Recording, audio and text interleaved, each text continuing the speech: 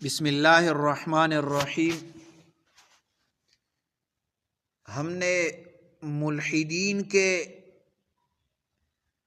اعتراضات پر سلسلہ وار درس شروع کیا تھا۔ آج ہمارا تیسرا درس ہے ملحدین کے اعتراضات اور دیوبندی علماء کے جوابات۔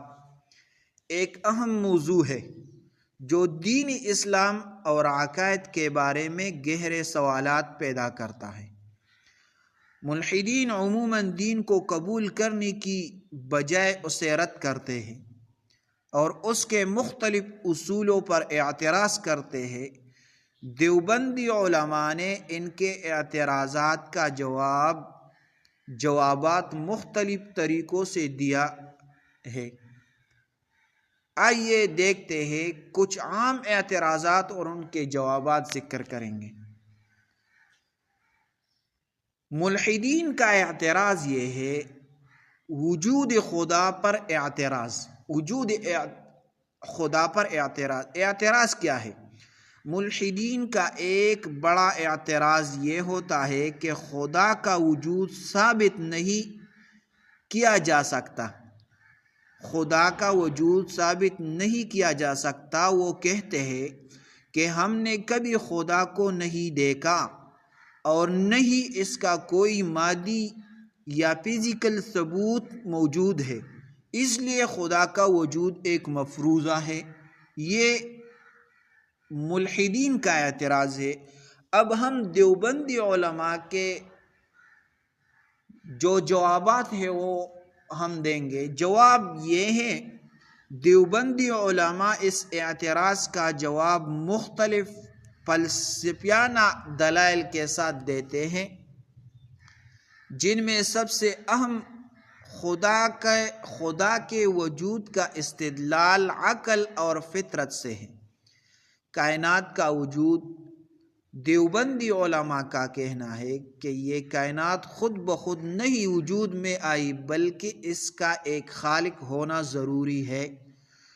جو چیز وجود میں آتی ہے اسے کسی سبب کی ضرورت ہوتی ہے، اس لیے کائنات کا کوئی بھی واقعہ بغیر کسی خالق کی نہیں ہو سکتا۔ قرآن کا دلائل۔ قرآن میں خدا کے وجود کی نشاندہی مختلف جگہوں پر کی گئی ہے، جیسے کہ آیت میں اللہ ہر چیز کا خالق ہے، اللہ خالق کل شیء، سورۃ زمر 62 نمبر آیت ہے۔ فطری عقل، انسان کے اندر یہ فطری شعور ہے کہ ایک طاقتور خالق ہے جس نے اس کائنات کو تخلیق کیا ہے۔ دوسرا اعتراض ملحدین کی طرف سے دین کا انسانی اختراع ہونا۔ ملحدین کا ایک اور اعتراض یہ ہوتا ہے کہ دین ایک انسانی اختراع ہے اور مذہبی عقائد لوگوں نے اپنے مفادات کے لیے بنائے ہیں۔ دیوبندی علماء کی طرف سے جواب۔ دیوبندی علماء اس اعتراض کو رد کرتے ہیں اور کہتے ہیں کہ الہامی کتابوں کا وجود، تمام آسمانی کتابیں جیسے قرآن، انجیل اور تورات، ایک غیبی اور الہامی حقیقت پر مبنی ہے جو انسانی عقل سے ماوراء ہے۔ قرآن کی سچائی کو اس کی زبان، اس کی معجزات اور اس کے بے شمار پیشن گوئیاں سے ثابت ہے۔ دیوبندی علماء یہ دلیل دیتے ہیں کہ اگر قرآن انسانی اختراع ہوتا تو اس میں تضاد اور غلطیاں ہوتے، جو کہ ایسا نہیں ہے۔ تاریخی شہادت یہ ہے تمام سابقہ پیغمبروں کا پیغام ایک ہی حقیقت پر تھا، یعنی اللہ کی وحدانیت اور اس کے حکموں کی پیروی، جو انسانی عقل سے بالاتر ہے۔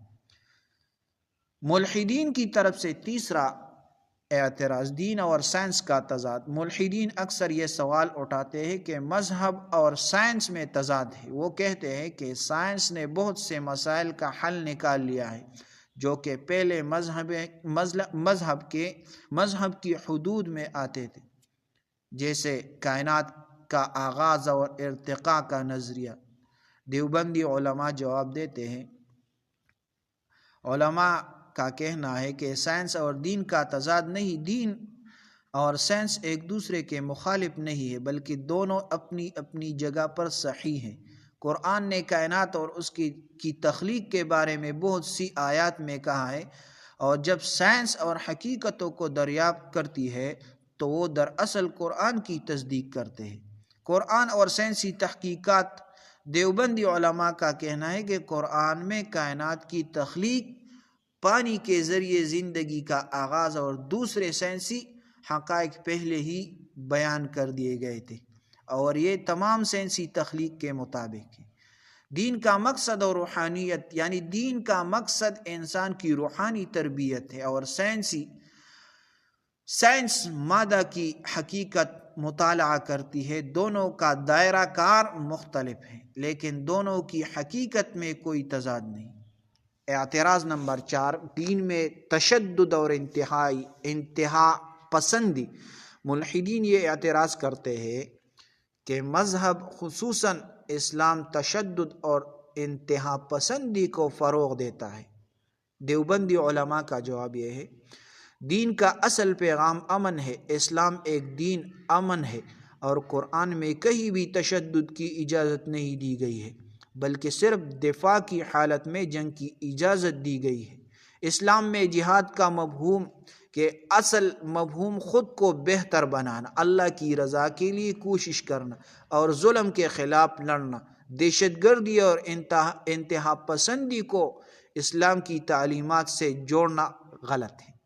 پیغمبر کا علیہ السلام کا طریقہ، حضرت محمد صلی اللہ علیہ وسلم کی زندگی میں کبھی کسی کو بلا وجہ اذیت یا تشدد کا نشانہ نہیں بنایا گیا، بلکہ ہمیشہ معافی اور صلح کا پیغام دیا گیا۔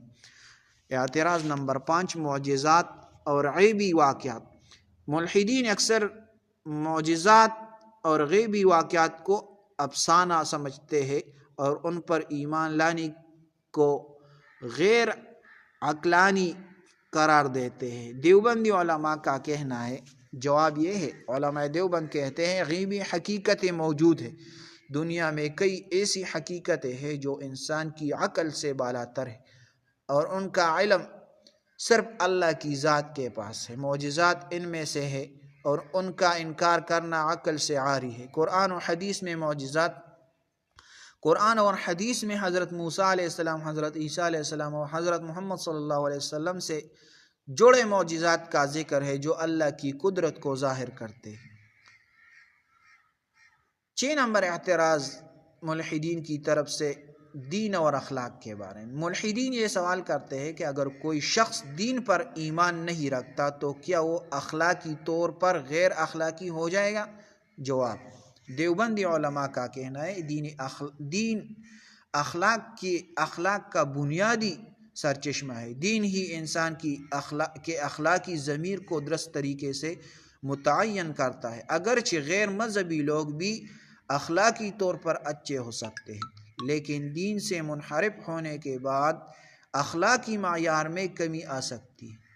اسلام میں اخلاق کی اہمیت، قرآن اور حدیث میں اخلاقی تعلیمات کو انتہائی اہمیت دی گئی ہے، اور ایمان کا تعلق براہ راست انسان کے اخلاق سے جڑا ہے۔ یہ کچھ اہم اعتراضات اور دیوبندی علماء کے جوابات ہیں جو مذہب اور فلسفہ پر مبنی سوالات کے جواب میں دیے گئے ہیں۔ اس کے علاوہ بھی بہت سے فلسفیانہ اور عقلی جوابات دیے جا سکتے ہیں۔